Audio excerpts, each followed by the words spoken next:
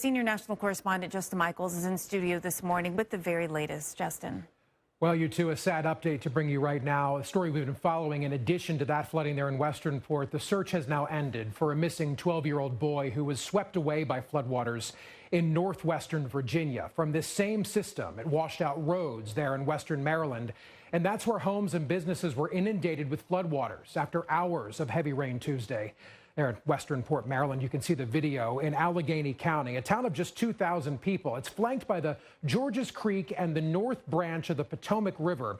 It was suddenly filled with water.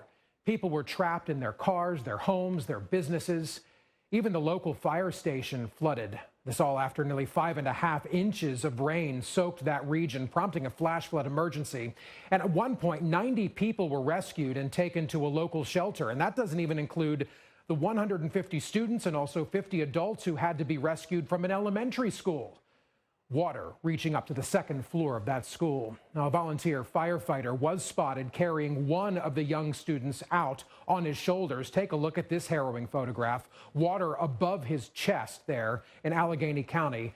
The public schools in Allegheny County are closed today. Now, earlier today here on America's Morning Headquarters, we did speak with the Allegheny County Director of Emergency Services, Roger Bennett, and he says they are still prepared for more rescues today.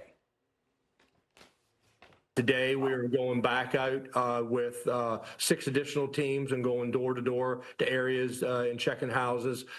We did evacuate 3 schools yesterday, one of them by boat and high water vehicle. Right now, we have 41 people left in our shelters from the evacuations last night.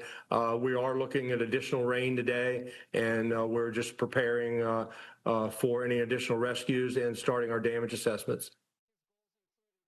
Amazing, the power of water. We will be talking in about an hour to the fire chief of that station that flooded up to the second floor, that fire station in Western Maryland. We're going to be talking to them. But Jen and Alex, starting that report there, a sad update about the 12-year-old. It's important to note this child wasn't doing anything wrong. They were simply walking down the street in torrential rain. The rain came up around them and swept them away. Just highlighting the dangers of flash flooding and how powerful water can be. They were found dead this morning. So sad. That's the exact definition. Flash flood happens like that. Right.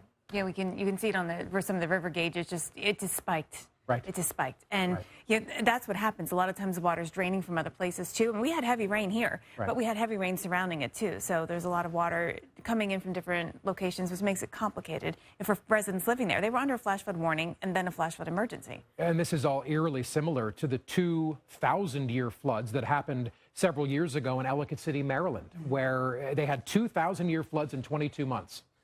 And I mean, imagine a town having to deal with that. Now this town, another Maryland town, having to deal with a similar flooding situation, just catastrophic flooding. And you heard the chief there say the search is still on for potentially people who are missing. So. Yeah.